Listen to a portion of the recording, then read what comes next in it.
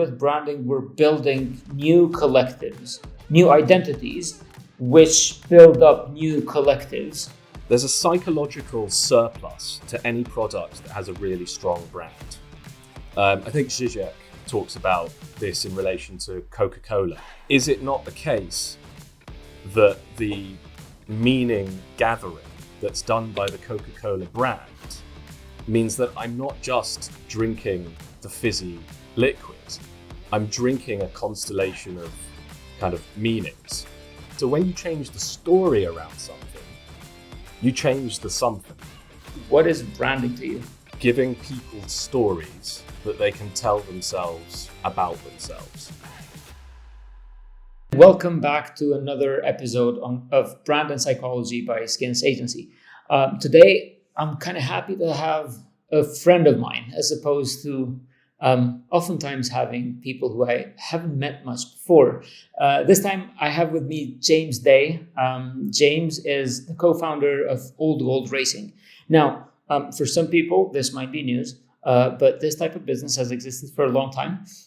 Old Gold Racing allows people to buy a single share in a racehorse. And we're talking about horses that actually win big championships. And with James, we've actually started, I've been throughout this journey with James ever since the very beginning of Old Gold Racing. A bit of background on the company. Old Gold Racing started as a startup with a successful crowdfunding campaign. Fast forward just a couple of years, is the second largest business in their industry. And that said, speaking to James felt like the right thing to do. But besides that, to be honest, James has been one of my favorite friends and clients to work with. I believe it's maybe because of his background as well. He has a research master's in philosophy of technology, and that's what makes him very interesting to have this conversation with. That said, James, thank you so much for joining in. And I'm very much looking forward to recording one of our very lengthy conversations we usually have on these type of topics. Well, let's hope it's one of the good ones, eh? Thanks for the intro, Lyle. All right, so I'll start with a question that I always start with. Very basic, but I just need to know from your side. So a bit more background of you, by the way. James is a jack of all trades when it comes to Old Gold, as most co-founders are. So although his title is COO, he actually runs a lot of the marketing, and he's the brains behind most of the things that happen with Old Gold, and not only from an execution standpoint, but also from a strategic standpoint. This is what I hope this conversation will make everything more interesting, because it's not just execution, it's not just strategy, it's both combined. And so keeping those two in mind, James, what is branding to you? I think just to add a little to your previous point, it also means that I perhaps don't have the depth of experience in the branding and marketing side of things that many of your other guests will. So please be forgiving to me, dear listener or viewer. To answer your question, the idea that really stuck with me was, I think it was from Seth Godin, who said that either about marketing or branding, but I think it applies in the case of branding, that it's about giving people stories that they can tell themselves about themselves. It is the first time. So I'm taking a while to respond to this, because it is the first time that this goes completely outside of the realm of business. Yeah, absolutely. So this is about people, for people, to the people, so to speak, right? Why do you choose to use that definition among all others? Well, I think that when you place something in a wider theoretical context, you're not constrained by the particular application, right? So if we can get as kind of wider starting point with our definition of what branding is, then I think it allows us to bring more to bear when we start thinking about it. So we can think in a slightly more holistic way, and I suppose reduce the number of potential blind spots that we have in our formulation of the question. But look, telling people stories. What was it? Sorry, can you repeat that again? Telling people stories about themselves. So it's giving people stories that they can tell to themselves about themselves. So you're giving them ingredients with which they can tell themselves a story about their identity, about where they've come from, about where they're going. Mm-hmm. And I feel that the brand element of any marketing setup really consists in that very psychological element. That's the thing. So you'll hear a lot of people putting stories at the centerpiece of human existence, or not existence, more so at the human undertaking overall, right? At the state of being a human. And yeah, I think theory probably started with narrative. Right, but it's not only theory though, is it? Because we do tend to turn theory into practice. And so narratives turn into practice. Sure, yeah, it's our interpretation of the world, I think, is baseline story driven. I think the first people trying to understand the world out on whichever plane it might have been were doing so through the medium of narrative rather than kind of making propositions about, this is the case. And I think that it took some time for that way of using language to occur. Nonetheless, the story element is quite deep inside of us. So if we're giving people stories through brands, how important do these stories or do brands become in humans' well-being and psyche overall? Yeah, good question. Well, if you permit me, can I sort of reverse out a little bit and provide a little bit of kind of historical context to kind of why I think this way? Yes, please. So, Erich Fromm, the psychologist, he wrote a book called The Fear of Freedom. And he starts it with a little historical story where under feudal rule, people had a lot of security, but not very much freedom.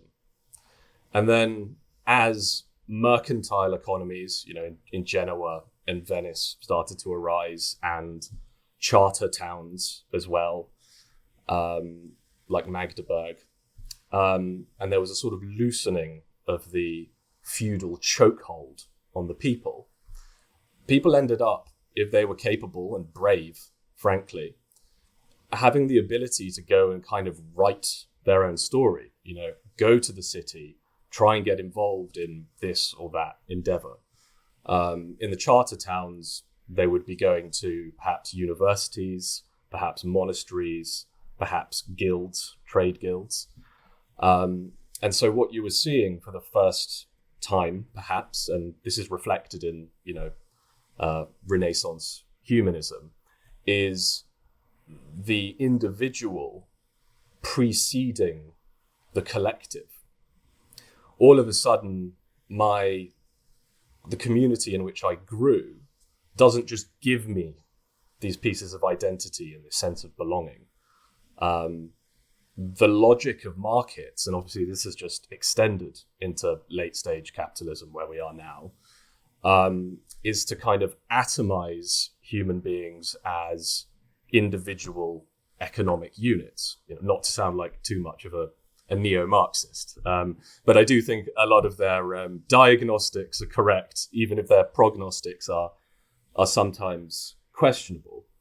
So if we take that kind of historical story and we recognize the fact that humans have a deep desire for connection and being with others, that we are always already with other people, even when we're on our own, we're fundamentally social creatures, then there needs to be something to fill that gap, right, in society, whatever. And that there are lots of different answers to that question. But I think that a very important one is we can enter into communities, firstly, And secondly, we can tell stories about ourselves. So these are the two things that I kind of focus on. I'm sure there are other ways of overcoming the sort of existential loneliness, I suppose, of all of a sudden being thrust into a world where you're much more on your own than you were for the vast majority of human history. And so, you know, in the same way that, you know, these charter towns, they were trying to attract people because, you know, more capable people working there, more trade, more wealth for the people that run them. And it was the same with the guilds and the universities. They really wanted to advertise themselves in order to get the best people, right?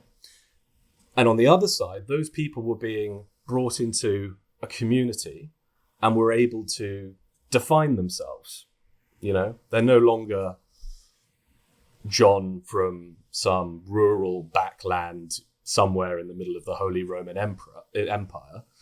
They're now, you know, the kind of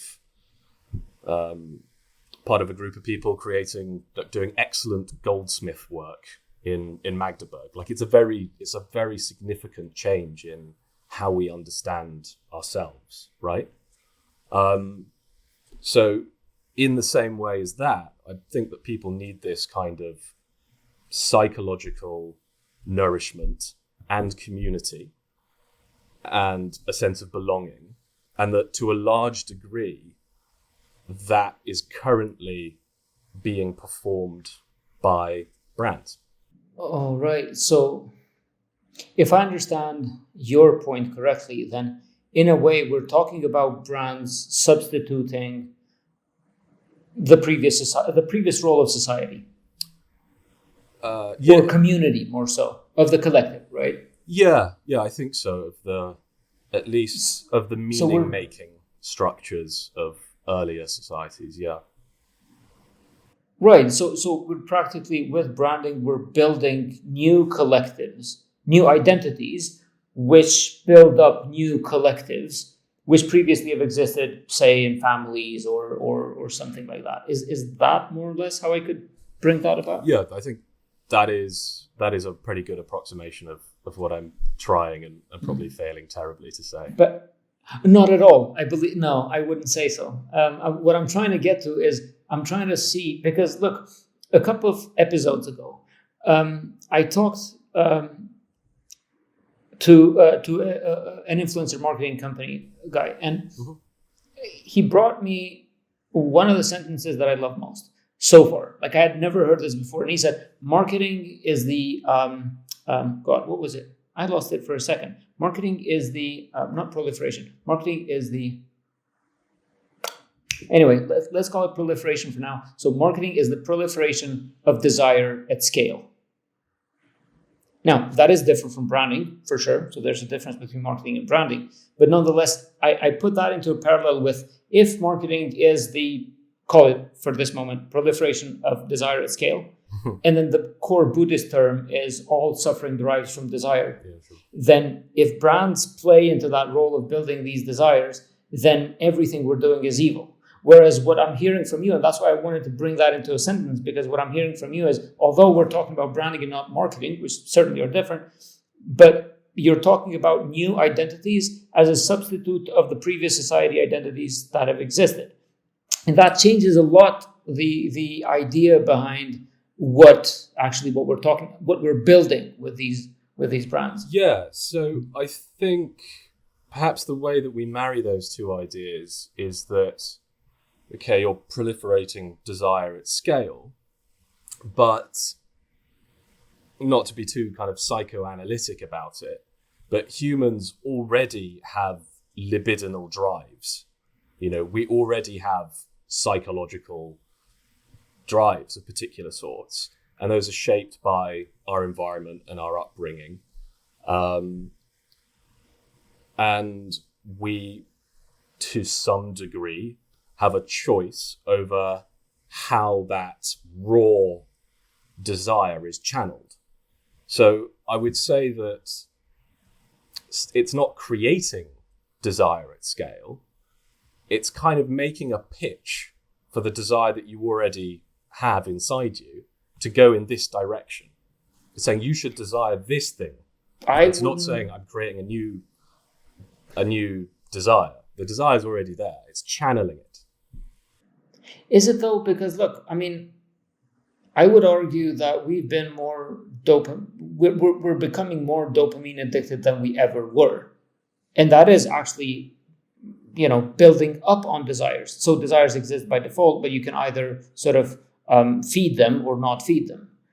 And I would say we as brands, and generally speaking, the marketing companies, have been feeding that aspect as opposed to maintaining a status quo, which would ideally be a bit more healthy. So I wouldn't necessarily say that desire is there and we're channeling it. I would say desire is there, we're channeling it, and we're building it up. We're increasing desire as a core, almost as a core function to our human life, as opposed to desire having been shunned away for millennia from all religions that we know of, or the big religions, I would say.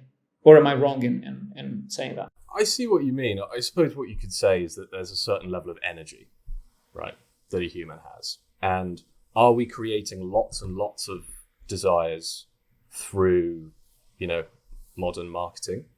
You're too fat, you're too stupid, you're too ugly, your phone sucks, it's 2 years old, what are you doing? You should have a better house, you should have a better car, all of this stuff. So yeah, I think it's creating more different desires. Absolutely. And I think the question that you might be kind of gesturing towards here is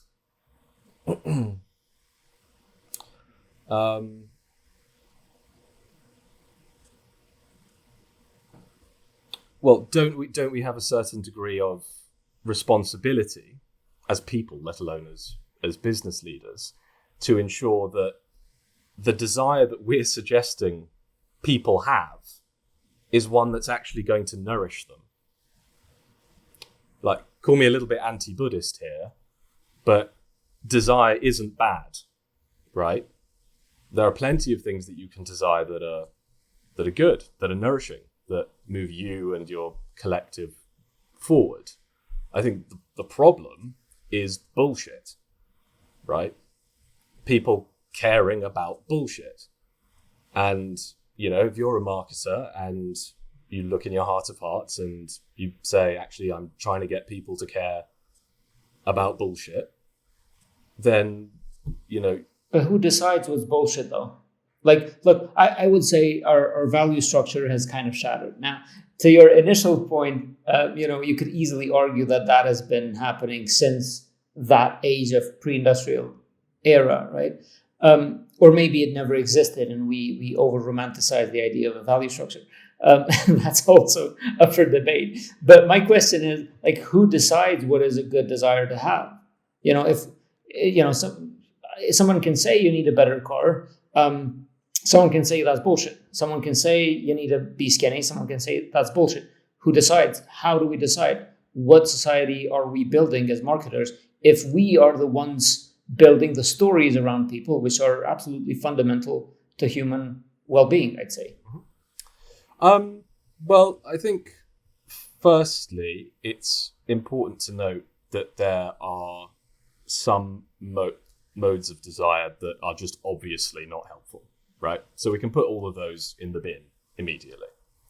And then I suppose, it's up to each individual to figure out what their moral compass is, what they think human flourishing amounts to. And I think, the history of literature is replete with people asking this question, what is the good? I think absolutely, as a society, we don't really have a shared understanding of what the good is, and that's a big problem.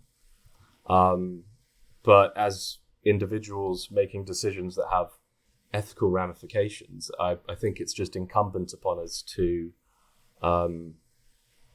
form an idea of what we think helping people, communities, societies to flourish looks like. I think there is a truth of the matter, but I'm not going to say that I have any kind of unique access to it. So, in the world of religion, absolutism exists, and an absolute truth exists, and oftentimes in the world of philosophy as well. So it depends on where, the borders sometimes may be blurry. But you said earlier, some ideas aren't helpful, and we can just get rid of those. Are we sure that we agree on what those are? Because it seems to me like there's a lot of disagreement on what is helpful and what isn't as an idea. Even the basic ones that one would think is obvious, how obvious is it? And where do we stand? So I suppose if I were to bring it on very practical terms, right? I was doing this branding for a aesthetics company, so facial injections, that type of stuff, and it was so easy, man. Like we would get about 50 cents per message, and all we would do is just tell people like, oh, do you smell a little funny today because it's warmer? And then everybody would write to get Botox in their skin so that they could get rid of the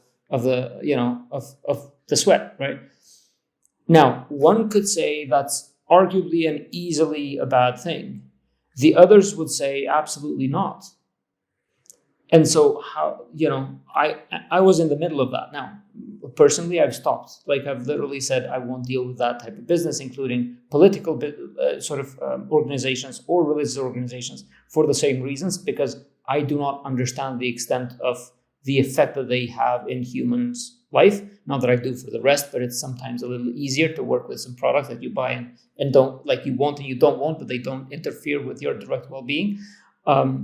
So how do we know that there are some desires that aren't helpful and that we can agree on? Well, I'll take an example. And I think it's about the why, right?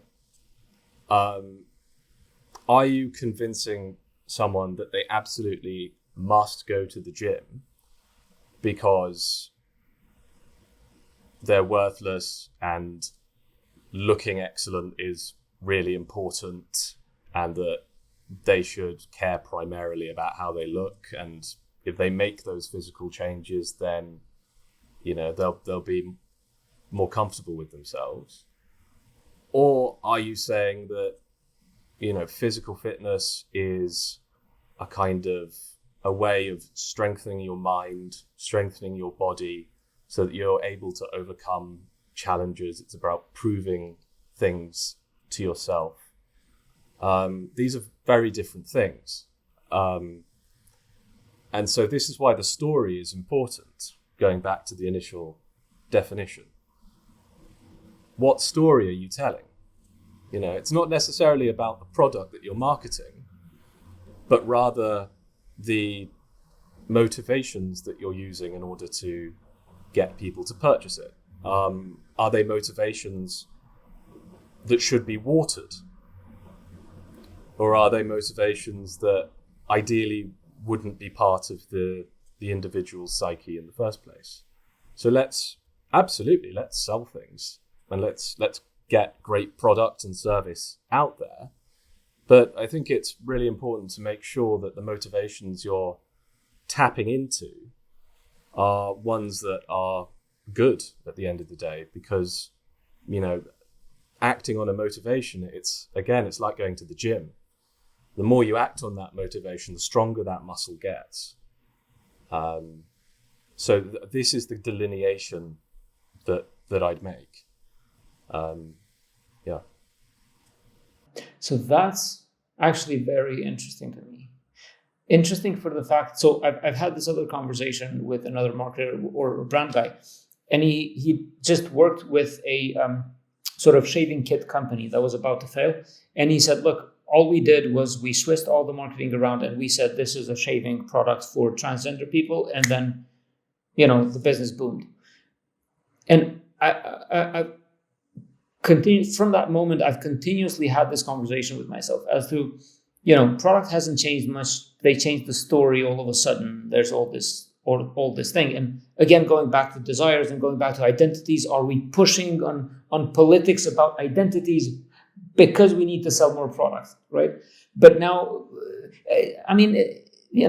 when you look at the results, you can see that they're out there. And, a similar case had been back, was it in the 60s, I believe, Edward Bernays, if I'm not mistaken the dates, but Edward Bernays would use cigarettes in women's rights marches, right, to sell to the other half of the population.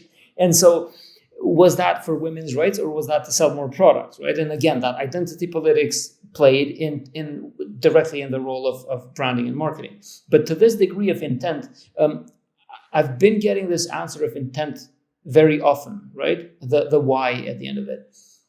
But to your point, selling the story is just as much value as selling the product. So if you're motivating the person to go to gym because it's good for them, then selling the product with it automatically becomes good. Well, maybe not automatically, but somewhat. Is a very interesting concept. Can you actually go just a little bit deeper on that? So we're selling the story and we're selling the product. Why is it important for the story to be good in religious terms, right? To be good such that the product takes its positive meaning as well? How does selling the product all of a sudden becomes a good thing to do if the story is right? Well, firstly, there's probably no good story to tell about a machine for killing babies, right? So, the product needs to have an outcome that's at least morally neutral, right? But one would argue But I will have to stop you there because, one could easily argue that that's exactly what abortion is, because that's the big deal, right? We're killing babies. Okay, well, I mean, so choose a a less machine. controversial. choose a less controversial topic then. I was talking about ones that were, out in the world. Okay, fair enough. Yes. So yeah, there's a psychological surplus to any product that has a really strong brand. I think Zizek talks about this in relation to Coca-Cola, which I happen to have some here. It is just a black, fizzy, sweet liquid at the end of the day. But is it not the case that the meaning gathering that's done by the Coca-Cola brand means that I'm not just drinking the fizzy liquid, I'm drinking a constellation of kind of meanings, a hedonistic one, I suppose. And I don't think there's anything necessarily wrong with that. That via the material product, we get access to feelings and ideas and so on and so forth. So we should really collapse those two things together, in my opinion. That the sort of phenomenologically, if you want to use a horrible philosophical word, the material thing and then the ideas associated with it, kind of part of the same entity. So when you change the story around something, you change the something, in my opinion. It becomes something else. Its significance changes. Now, I think that you also mentioned the thing about the ethical side of it, and how do we make sure that those stories are beneficial? Well, I'll go back to my little story.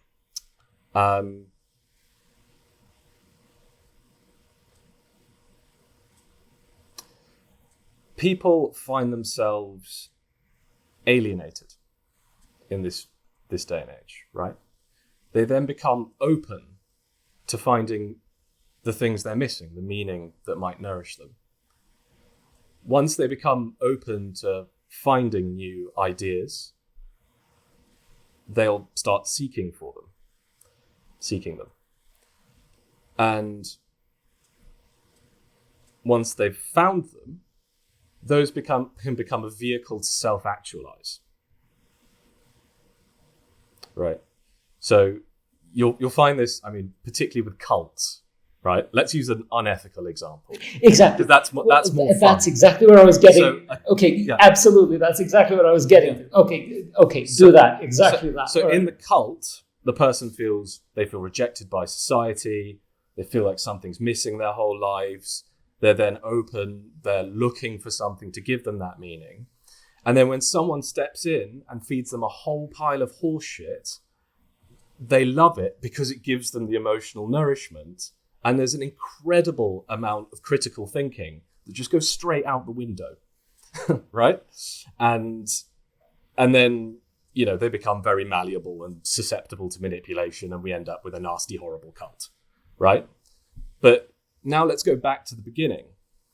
You have someone that's alienated and open and seeking that nourishment, whatever it is.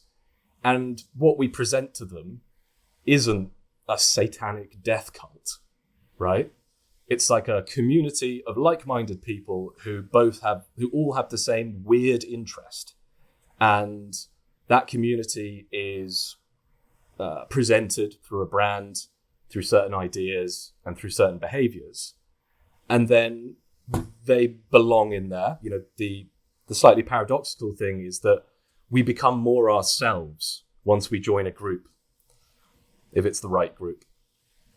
And then, through that new sort of community that they find themselves in, they can self-actualize and grow. Now, I think that on a slightly smaller scale, you can get the same thing with brands, right? I'm going to buy an Android rather than an Apple because it underscores the fact that I think differently, to reverse the old marketing slogan.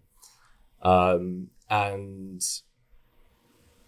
yeah, that makes me more confident to be myself and express myself in this or that way. And, you'll pick up lots of different products and services and behaviors that all do that. And collectively, these will all be part of the story that you tell yourself about yourself. Now, with that in mind, I think it's quite easy to see that the motivation behind acquiring a product or consuming a service is really important. Because if you're buying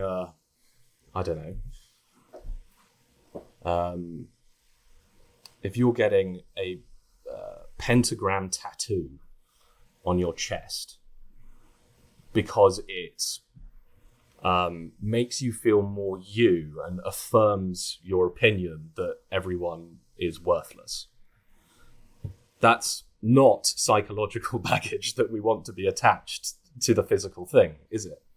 And if you can sell things that make people more generous, make them feel more important, make them feel more connected, then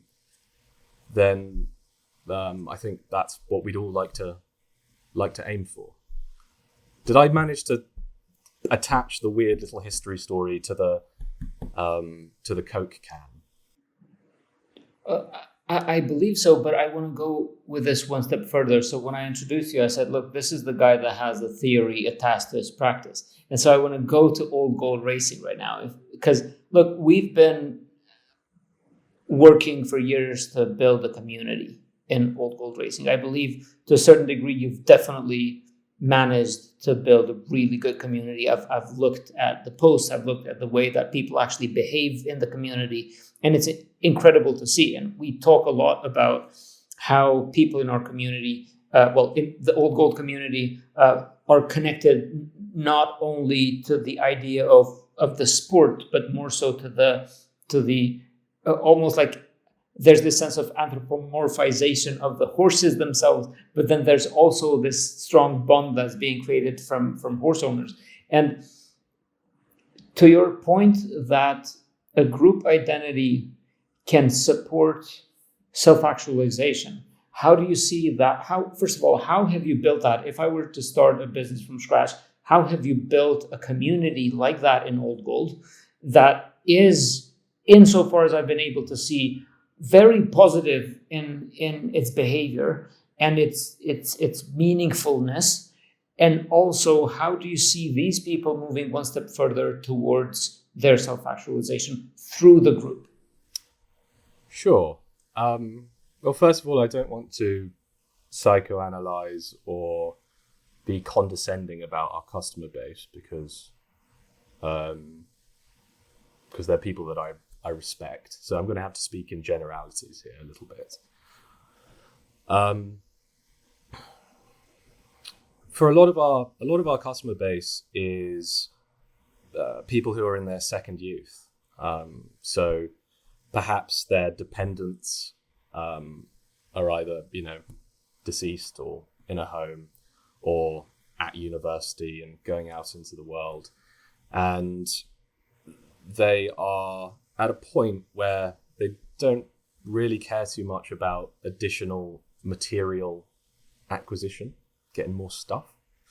They're much more interested in experiences. And at the end of the day, you could argue that the horse racing industry is as much a kind of events and entertainment industry as it is a sporting industry. Because you go and you spend the whole day there, and it's got its own jargon, it's got its own things that you wear, it's got its own culture, essentially. And so, these folks, they want to get out there and they want to, meet new people, and they want to support their horse and cheer it home, and go to stable visits and meet people and see the horse there, etc., etc., etc. So we are in a space where it's kind of relatively easy to do this stuff. I think that we are getting people more into the racing world. So racing is very idiosyncratic, and from the outside it can sometimes look a little bit alien. And because it's idiosyncratic, it means that its value, when incorporated into a story that you're telling yourself, is very high. I'm a racing person. You could say that, and it wouldn't sound weird. So allowing a sort of quite accessible route into that sphere is part of what we do. So that's a lot of kind of telling stories. We must absolutely act the way that we would like our community to act. It's just standard leadership, right? So the way that we speak must always be the way that we, expect people to speak to each other. The values that we have to always embody the values that we project. Otherwise, it doesn't feel authentic. It doesn't feel like you're part of something, right?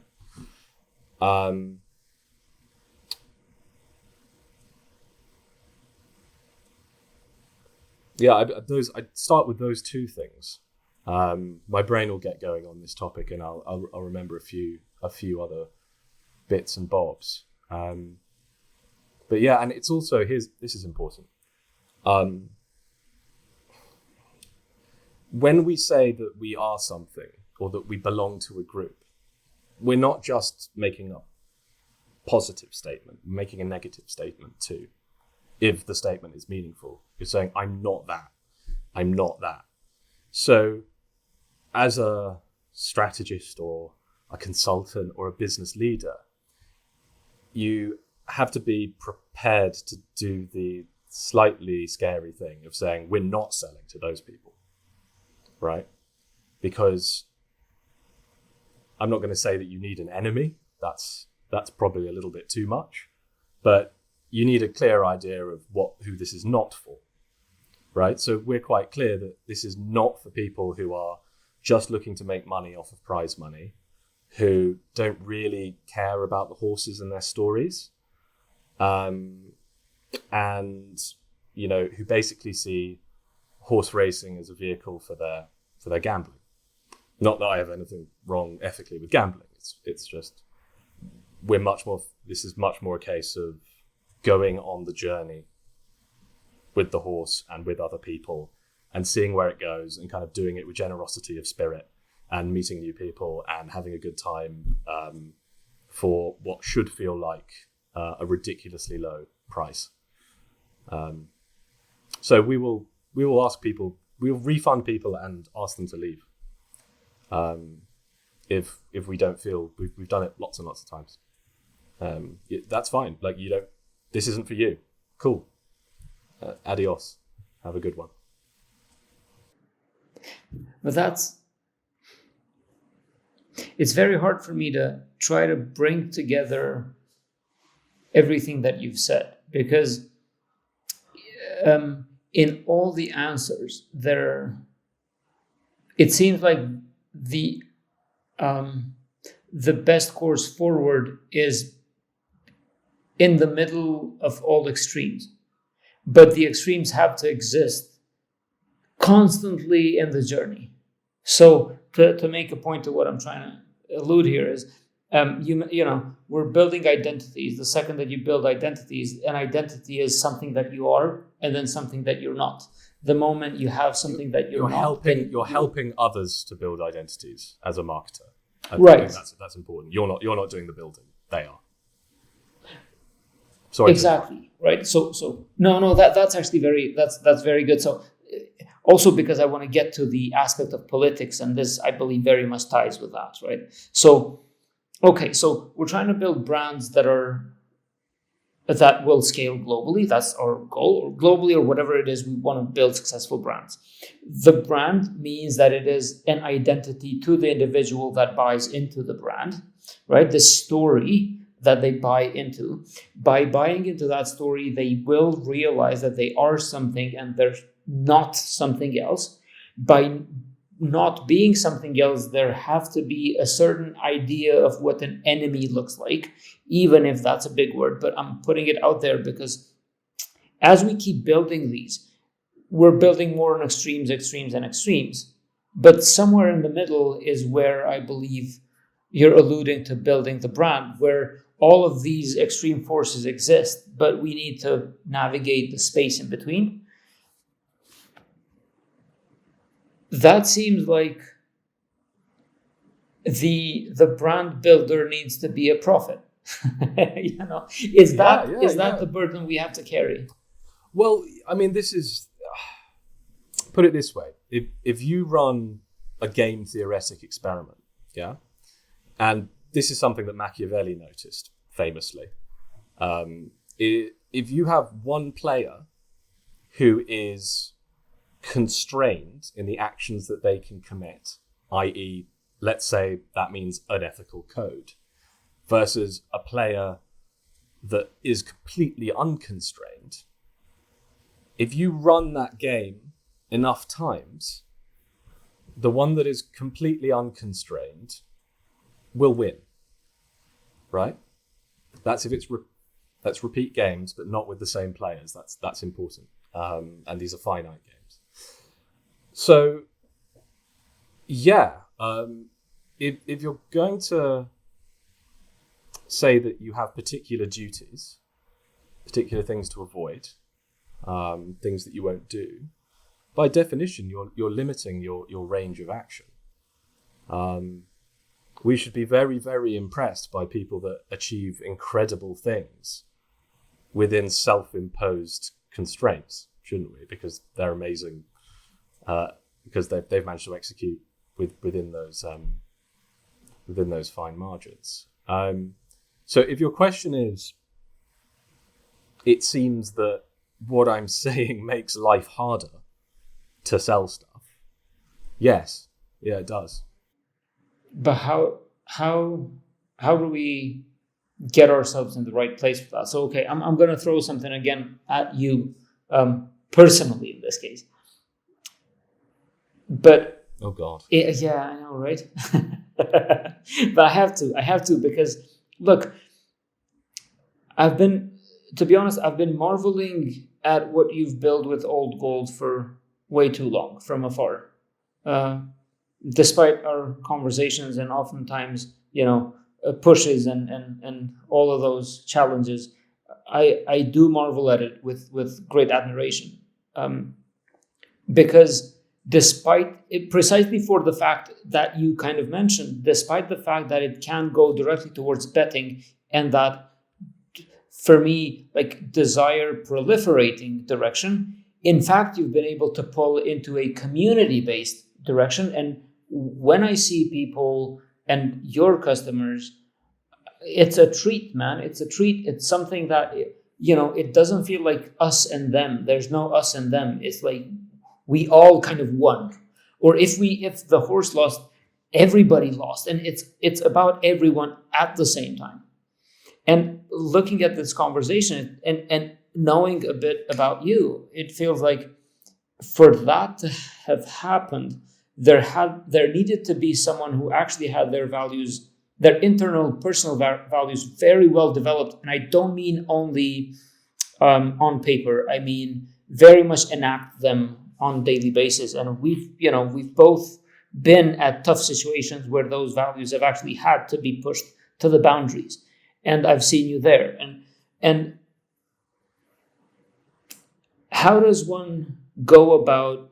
So I'm this guy running this brand agency, and I build these stories for companies to put towards their customers.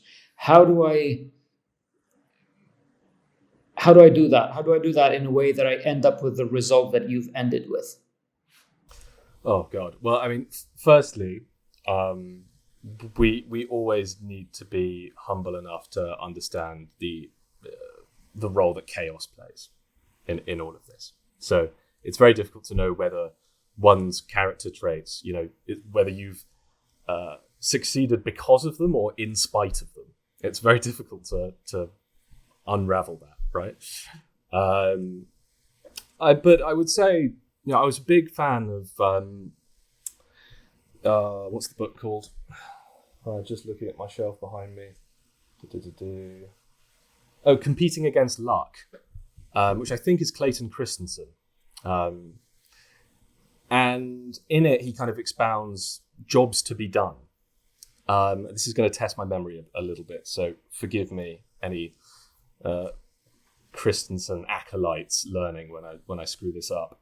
That there is a kind of functional element there's a functional job to be done.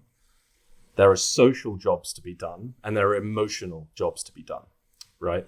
And this is quite basic stuff. It's like, why is the father buying the drill bit, right? Well, he's buying it so that he can make a hole in the wall. It's like, well, he doesn't just want a hole in the wall. He wants to put up a shelf. Yeah, he wants to put up a shelf, but he wants to put up the shelf so that he can put books on it. But why does he want to put the books on the shelf? So, because his wife likes reading, she leaves them, he steps on them every now and again. So why does he want to solve that? Well, because he wants to be perceived as a good husband by a woman that he respects and loves. And that's going to help him, build self-respect, move forwards, show his love for his wife materially, right? So I think we can do this with everything. And sometimes you will end in, like, once you've done that reduction, you'll end up in quite a dark place, right? So we want to avoid trying to get people to buy drill bits by using that dark place as the goal, right? You want to use the light places, I think, at least from an ethical perspective. So I suppose what I'd say is, it's what is this customer base actually lacking? Not what they think they lack, but what are they actually lacking, and how do we help them move forwards with their projects? How do we help them flourish and become better versions of them? And how do we tell a story where the carrot on the end of the stick is a good carrot, not a bad carrot? So that you're motivating them using, using things that are kind of founded in a good place and not in a bad place. I want to jump into another bit. So, all the time I'm trying to compress everything that's been discussed and then decompress and compress. So it's a bit of a different... I'm terrible at compressing things, by the way. Well, I mean, this conversation has been different in a lot of levels, and I think I've also written that in the one letter I sent. This has not been a ready-made question. This has been just a bunch of topics, as opposed to my ready-made questions. So it's a very different type of podcast for me as well. So, but if we look at all of these micro-identities being created, so right, we're building stories for people. All of these stories have been, I believe, used to be, and to your first point, much more sort of centralized, either towards the family, religion, society, like the localized societies before people could move very quickly from one place to another. Now we've sort of exploded these identities into different brands, right? So you build your individual identity as a consumer through various brands by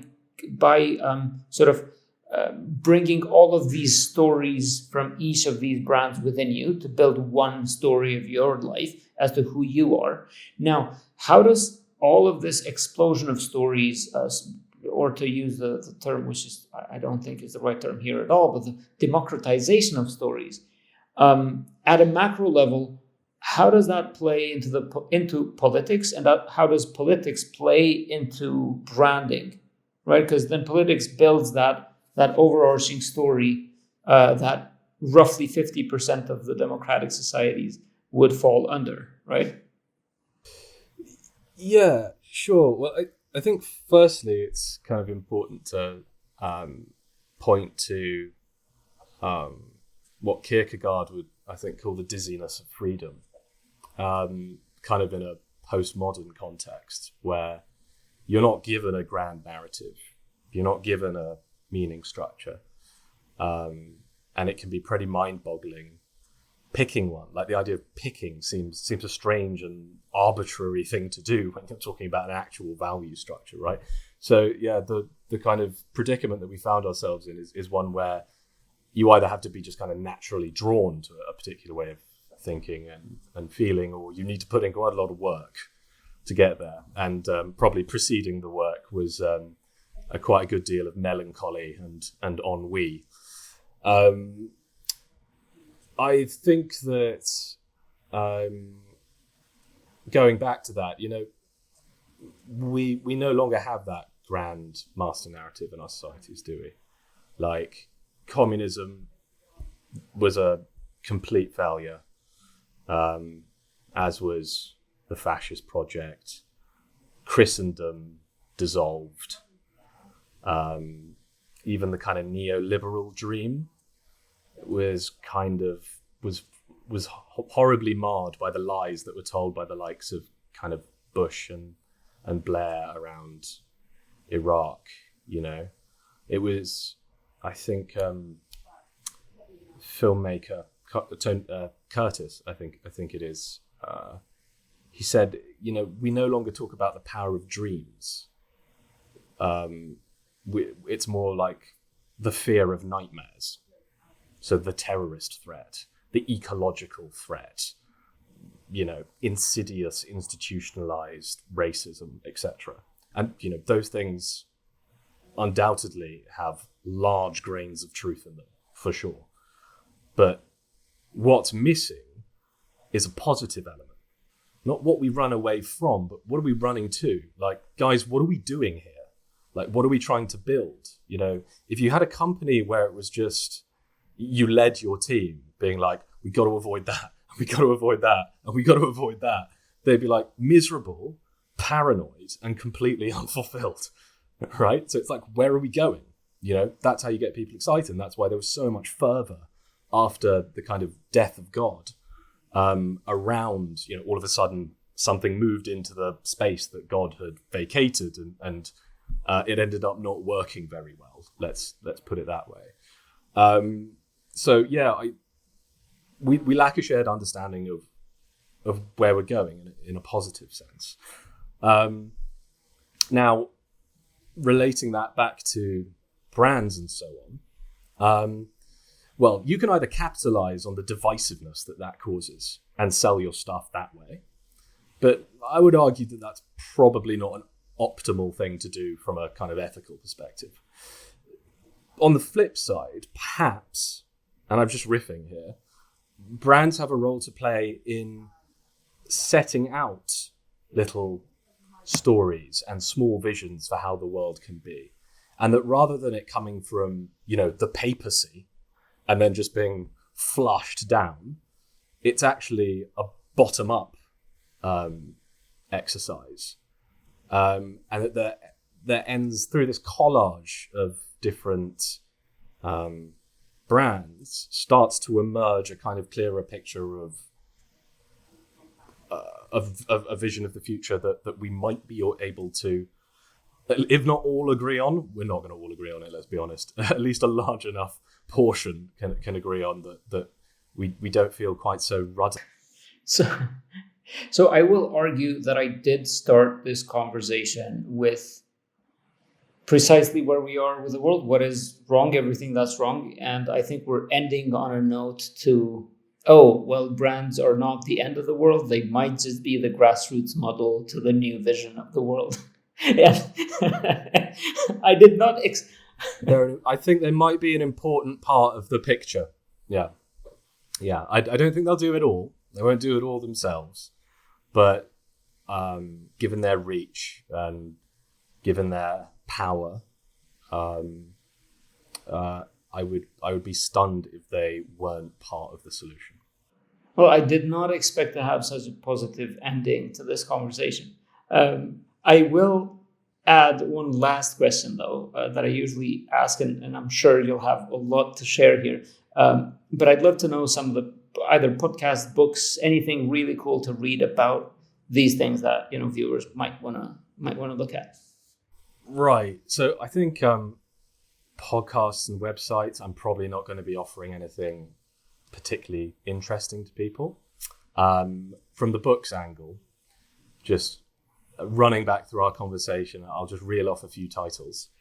I think The Weirdest People in the World. Can't remember who it's by, Josh something, but it's absolutely brilliant piece of history, psychology, and sociology. The Inventing of the Individual, read that recently. It's about how the notion of, the modern notion of the individual didn't just come from ancient Greece and pop up in the Renaissance. There was actually a lot of psychological work being done inside the church for hundreds of years. So that was interesting to me. The Fear of Freedom by Erich Fromm that I mentioned earlier.